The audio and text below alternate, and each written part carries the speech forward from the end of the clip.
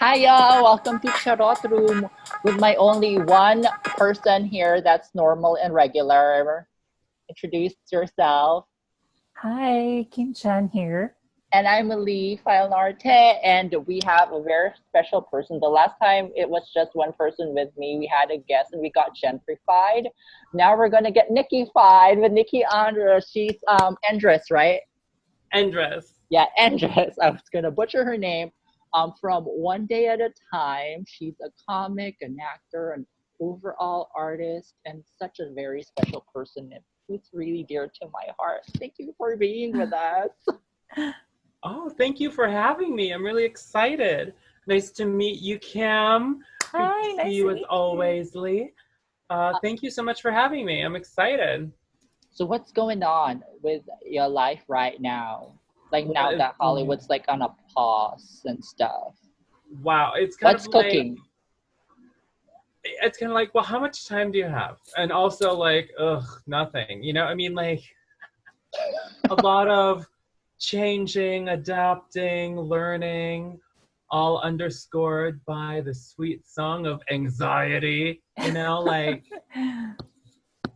I could relate to the anxiety. How about you? I definitely could relate to the anxiety part. That's why I'm like trying to like do something like this where I don't feel kind of stuck in my own little mind, and I can do something that's more productive and looking forward to, especially like when it comes to learning about like what's going on with people's lives, what's going on with like current events, and actually having people to help me. And that sounds very selfish, but help me through the motions of what's happening, especially now we're like in this pandemic and Hollywood's like on a pause, and it's kind of scary in a way, but we could still work in a way too.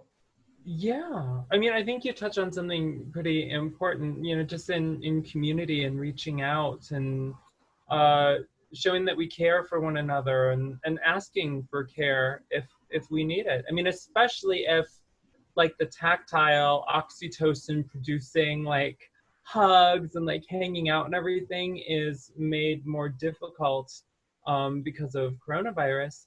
I mean, we still have, I mean, we're fortunate, at least, you know, in LA to, you know, be able to access online and digital ways of interacting and still being in community. I mean, like as bad as things get and are getting according to some sources, I mean, I still feel very fortunate that like I'm able to be here now with you know what I mean? So it's, I don't want to like half like glass half empty half full it. Yeah, I mean, it's so much more complicated than that, but like what else can you do? Definitely. But just try your best. I understand that. I mean, Kim, how are you feeling? How is it for you that we have somebody that you're not familiar with right now here in the Charot Room? Because for the most part, whenever like we have conversations like this, it's us for me, you, Angel, and Justine. But now we have Nicky, who you haven't met yet before. Yeah. But upon like our discussion a while ago, you guys have so much in common. Well, for me, because since I'm trying to get into a different industry, which is the medical industry. So I've just been studying. Although, I mean, I'm still checking on with my friends, texting them, saying hello, those kind of stuff. You know, keeping, staying in touch with my friends, showing some care because of what's happening right now. It's really crazy. Also, being aware of what's going on around, like a little bit, even though I'm busy studying, I still have to be aware of what's going on around us. So yeah. I'm gonna put you on the spot, Kim. What Sure. are the stuff that are going on around us that you're aware of? You might want to share something. Wow. Well, no. Well, basically, it's all about the COVID thing. It's still there. They're still working on the vaccine to make our lives a little bit better, so we can go back to the new normal once we have that vaccine. A lot of politicians are being, tested and being positive for COVID-19. Like I'm not going to mention any names, but yeah, you'll see that on the internet. Yeah, and all the BLM, those things. It's just that some people are just not as educated as others, not being aware of the BLM. Like, I mean, we all say all lives matters, but BLM, if you educated yourself more, you'll know it goes back all the way, like, like 19, 18 something centuries, whatever, with all those the laws and stuff. It makes you say like, oh my God, this is still happening. And it's good that we have this community and people that are really taking these actions to change it, to improve our the operations, how the government operates and stuff, and also equal rights for every citizen, and there's no discrimination stuff. But yeah, I mean, those little things, but I'm not as educated as everyone, but I try to know a little bit, at least, yeah. But yeah, that's just. So normally, like when it comes to us, like immigrants, like I'm not sure when Nicky, like me and Kim came here a little bit older. I think you got to the U.S.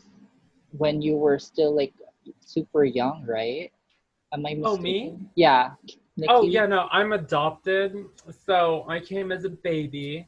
The Oh. US is all I've ever known. I was naturalized as an infant. And I grew up white. My parents are white.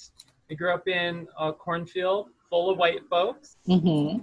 And, it's such a weird experience. I wrote a comedy special about it. It's being edited right now.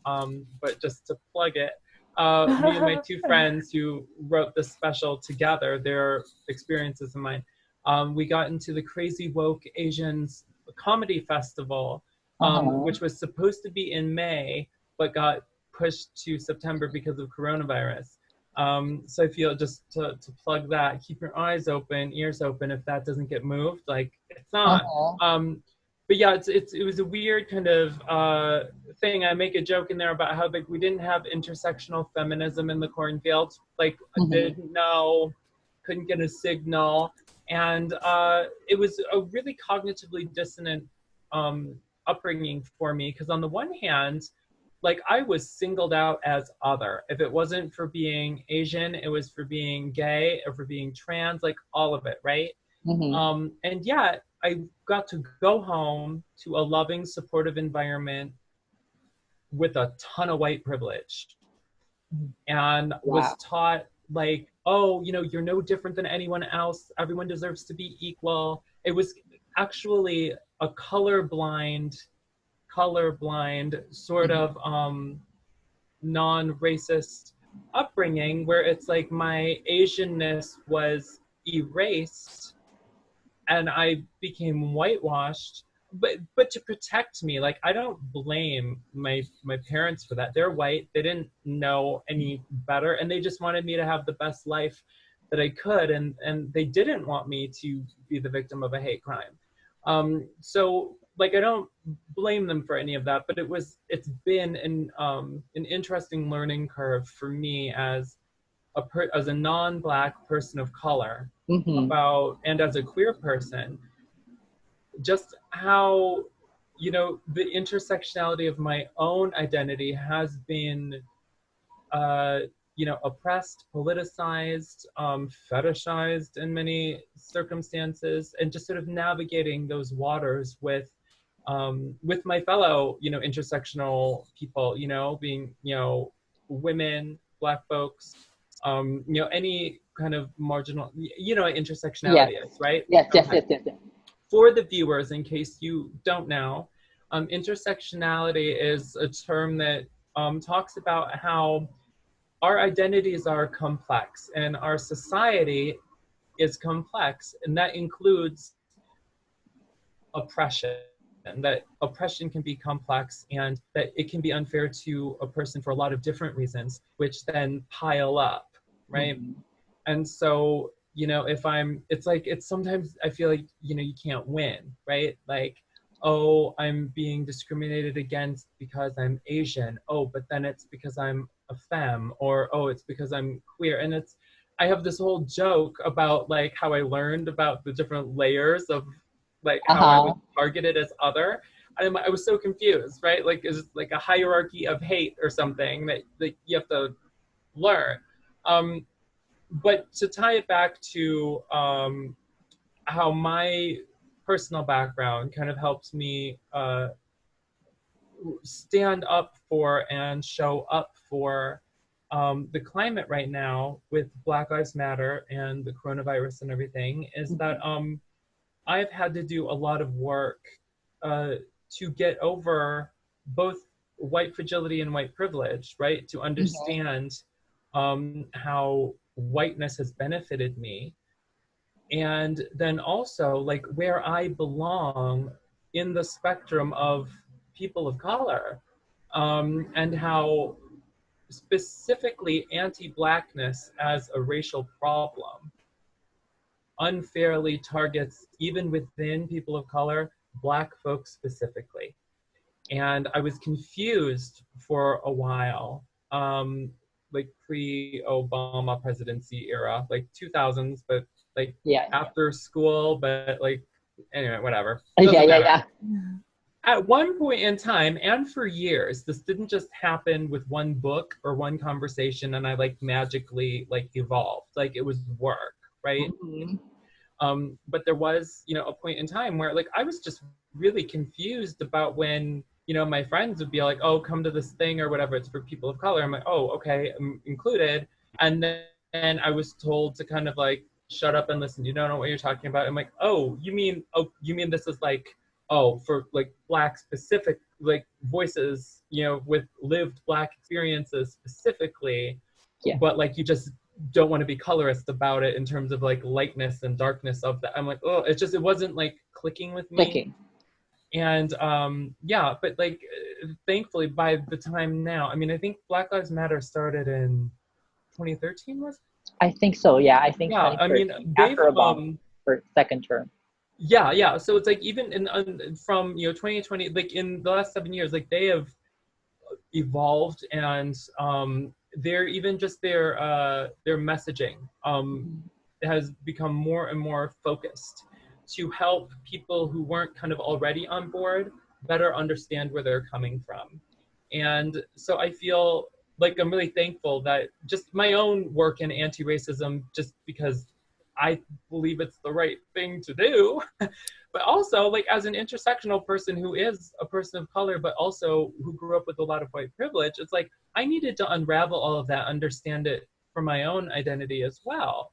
Because I feel like if I want to be part of the solution, I really honestly want to be part of the solution and not just like virtue signal about, oh, well, I'm trying, you know what I mean? Yeah. So it's a lot of work, but I also feel like it's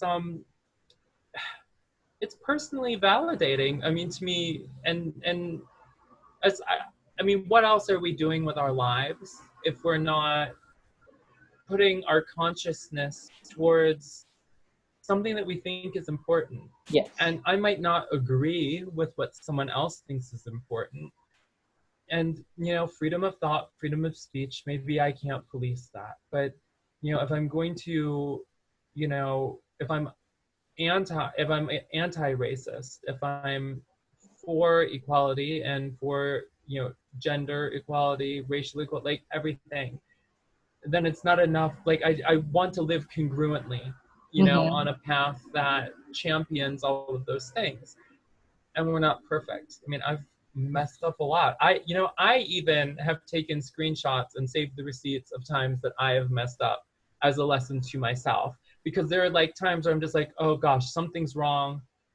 It can't just be, oh, Nicky's always right and this person's always wrong, or even this person is super right and explaining it so clearly and Nicky's stupid. It's just a lot of misunderstanding and a lot of different layers. And people arrive at different paths, so that readiness. Yeah, exactly. Different paths to the truth or understanding. Everyone goes a different way to get to the same place. And so if they want to get there, there's some people who refuse. which is kind of That's sucky. the thing, right? Which is kind of willful sucky. ignorance. Yeah.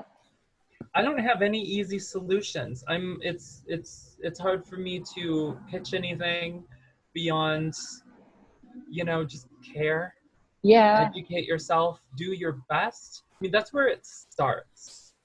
That's where it starts. I mean, it is, and I'm experiencing this now. Like, the more I learn and the more, like, especially with politics, I've always hated politics, and I've just sort of done my best to vote with what I felt I could be confident with. Yeah. But like, I'm learning that's more and more like that's not enough. I need, the more I care, just the more the ball of yarn unravels, and it's maddening. But I mean, I could.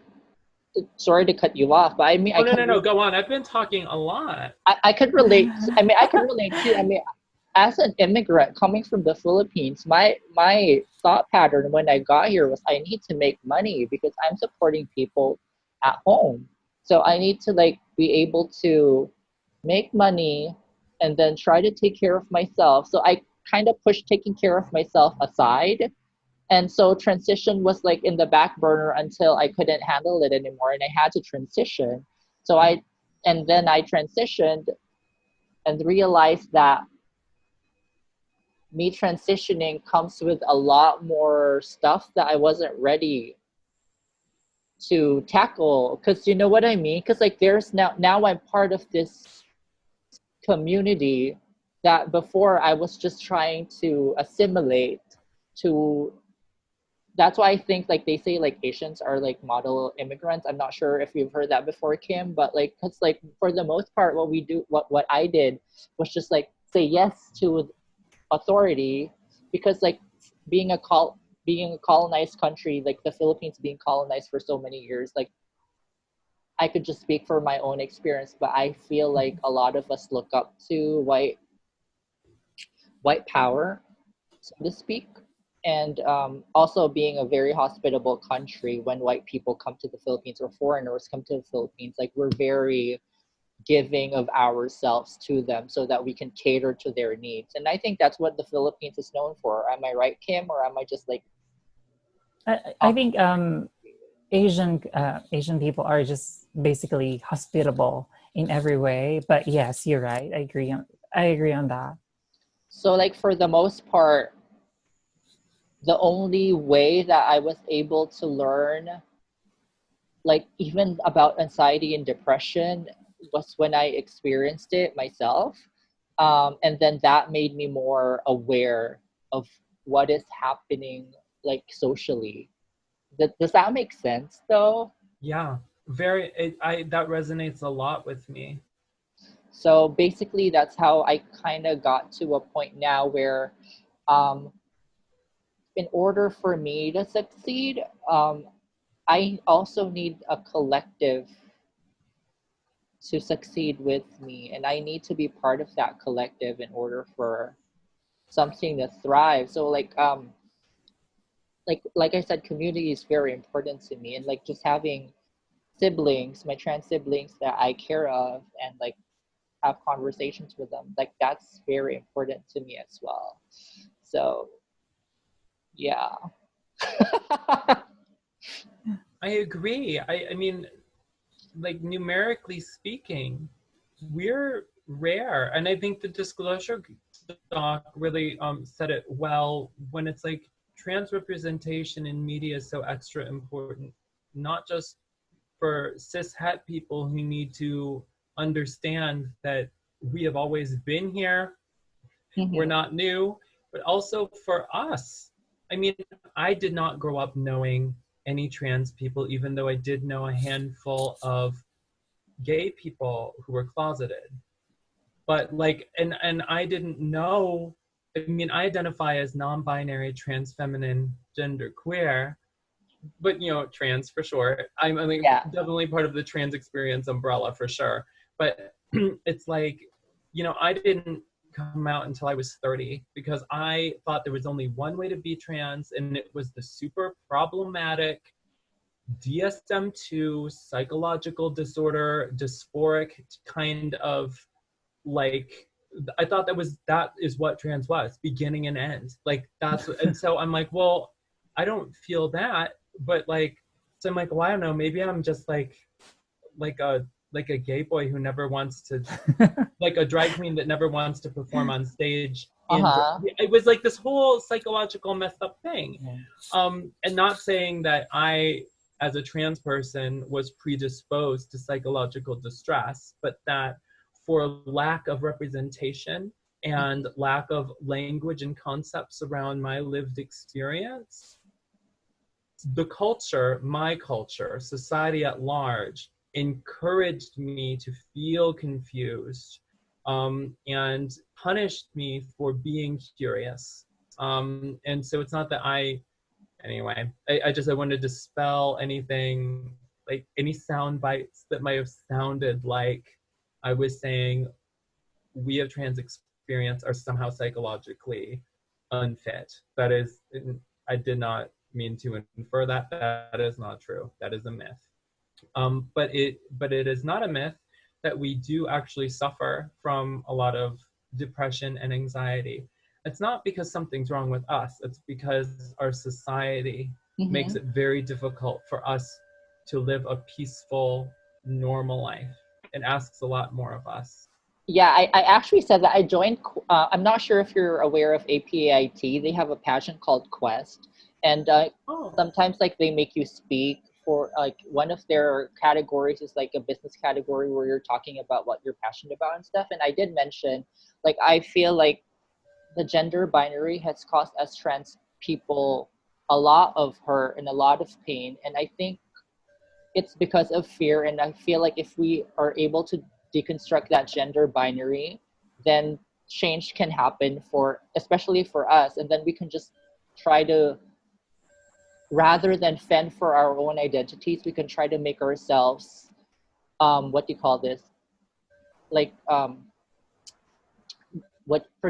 productive parts of the society, or I'm losing my words here.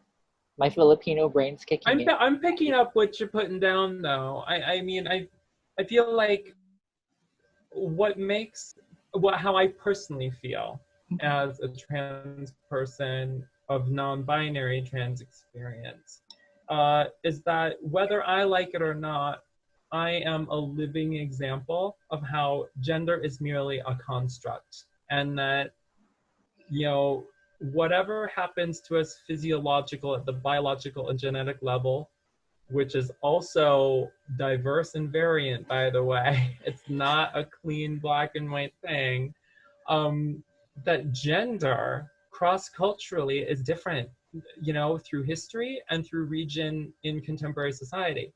And that to oversimplify, you know, gender expectations, gender roles, and gender identities, that's like coming from the outside in. It's not asking people to be who they truly are. It's asking them to follow a script. And the thing is, it's like, I think, and again, my personal opinion, it's not like I'm an anthropologist, but in cultures where there, you know, third or more genders were recognized, you know, there was room made for us. And in some of those cultures, you know, we were even upheld as special or as spiritual leaders or healers.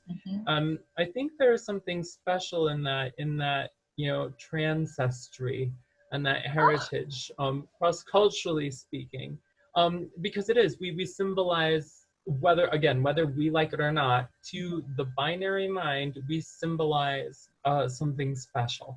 And I hope, and to quote Jacob Tobia with this, it's not like they were on Trevor Noah and they said something like, oh, when I say get rid of gender, it's not like we all shave our heads and wear gray. It's not, you know, but it's like we can celebrate the gender in whatever way we want. It's like, for you, wearing dangly earrings might be feminine. Well, you know what? For them, it might be masculine. And who the hell? I mean, who cares? Like, it's all these, and it's wrapped up again in that like intersectionality, right? So it feeds into misogyny and patriarchy and controlling people's bodies. And it's just, I mean, again, it sounds like a conspiracy theory. Like, I mean, we have trans experience, almost like, yeah, binary gender is like the biggest conspiracy theory, gaslighting bullshit, because it's simply not, it's not true. It's kind of putting you in this box and saying, like, if you move out of this box, then you're gonna get hurt, or you're wrong, or it's like not right to move out of this like little box that they put you in.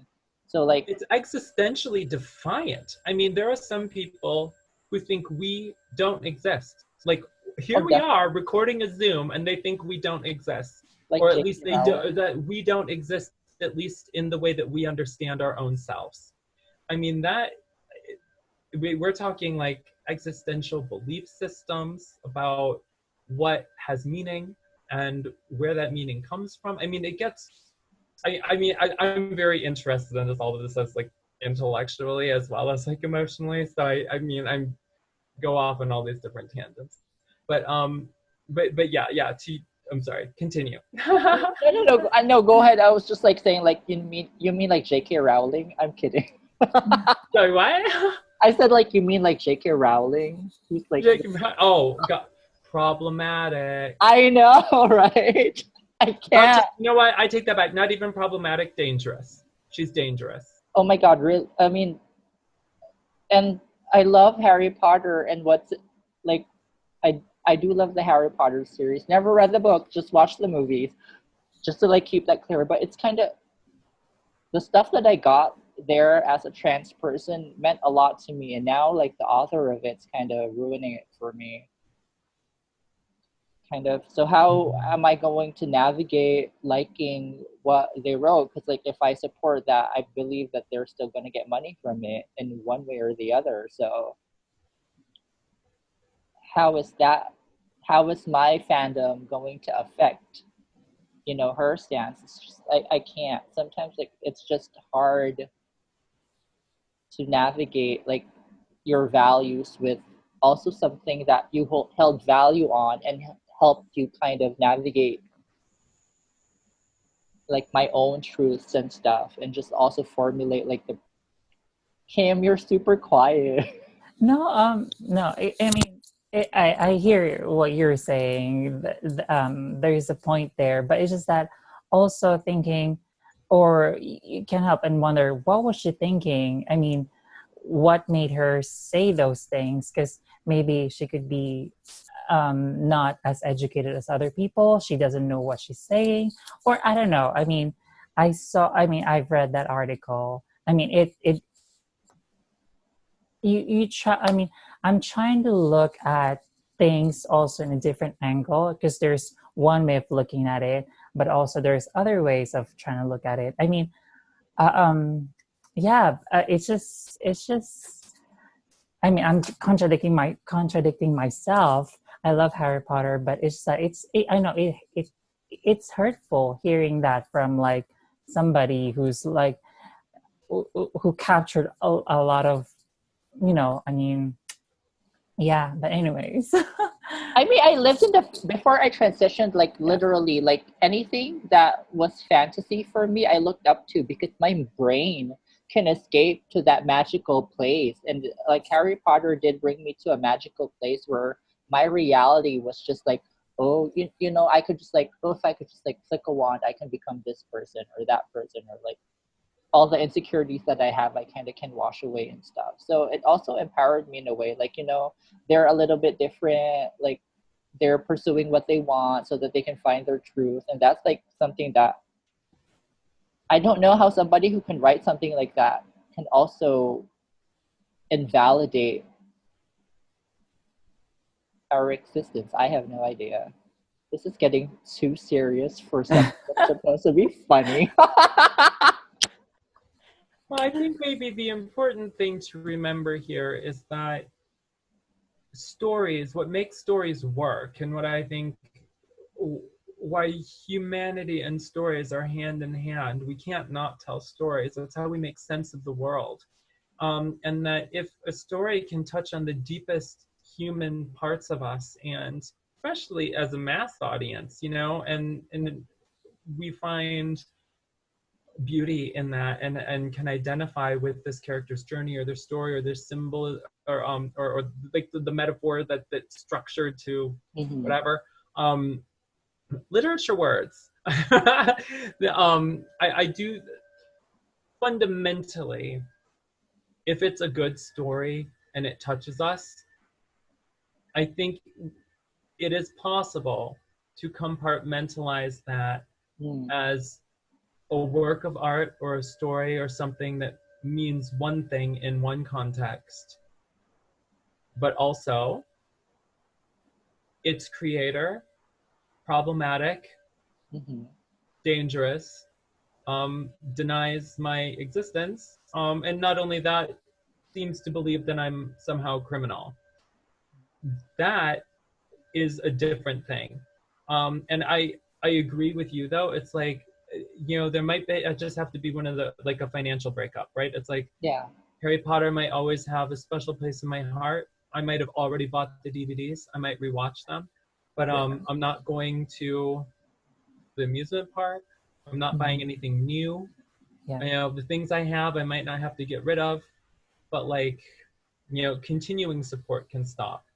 You know, it's like when you have a breakup in a relationship, right? It's like you don't, I mean, I don't believe in cancel culture. I think we all need to set boundaries and do what's healthy for us. But I mean, just canceling, I mean, that's like, it's not like murder like in real life, but it's, you know, it's kind of like a digital approximation where it's like, no, I want this to be done and never look back. And even though we've all felt that, I think, in the ending of relationships, I mean, ultimately, you know, just because it's, and I don't want to poo-poo, because I do think she's dangerous. She's famous and she has a platform. I think she needs to be continued to be held accountable and challenged. But as a personal fan, maybe it's enough to just not give her a lot of focus. At least right now. At the moment. At the moment. It's like I still like hope people can change. And like you said, like there are different paths on how somebody can get there. So hopefully it's still not the end for her.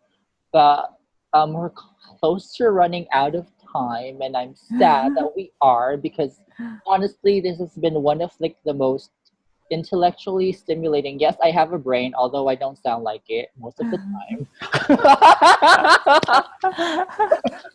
You should see me before I drink my coffee. I'm like, cannot see color, anything. Is there anything? Not the shade color blindness. I'm just. That was a clumsy thing to say. I apologize. I didn't mean it in that way. I understand, girl. Sometimes you just wake up and you're just like, I'm a zombie. How did I get here? What did I do? Okay, how did I make my own coffee? I forgot. Like my brain's just so cloudy and stuff. So is there anything that you would want to promote? Kim, is there something that you would want to ask Nicky, especially with comedy and stuff, because you guys are both comedians? Well, I have so many questions, but then like you've mentioned earlier, we're running out of time because this might go on for a little longer. We might need longer time for that. But actually, I'm just excited that I've really learned a lot from Nicky, and like, you know, seeing a different point of view, like, and it's just like mind opening. Like also, like you said, no one's like, you're not perfect, but at the same time, you also said a lot of great stuff that I would probably like, oh my gosh, like I can't find any words to describe, but you're perfect. You're perfect. You're perfect. No, I'm not perfect either. It's just that like, it's very open-minded, very, very open to things, looking at different angles on like on some things, on situations, but Nicky, I think that's a really great thing to take away from this, is the value in multiple perspectives and being able to hold multiple and sometimes even conflicting points of view at the same time. I think only when we give ourselves the chance to be uncomfortable in that cognitive dissonance and like emotional dissonance, can we really kind of test ourselves to think for ourselves and to think about what really matters to us and what we believe and what's right for us. I'm not saying it's an easy fix or an easy thing to do, but as you just said, Kim, I do think there's so much value in perspectives that are not our own. And I try to be as open to them as possible. And I'm glad that you do too. I'm so glad. Okay, so Nicky, so aside from One Day at a Time, where can we see you? What's your social media handle if you care to share? At Mix Nicky E, at MXNICKYE,